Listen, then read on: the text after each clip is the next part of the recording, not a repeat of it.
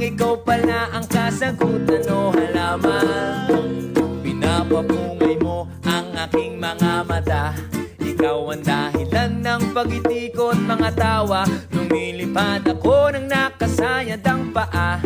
Ubus na ang mali sa lakas ng aking tama. Sa'yo mahiwaga. Limot na ang problema, wala na kahit ang daming kumukontra. Sa'yo mahiwaga, alala. Ako'y sabog sa'yo at sa taglay mong ganda. Tila ba isang anghel ako sa'yo ay tulala. Galit sila sa'yo, ayaw nila maniwala pero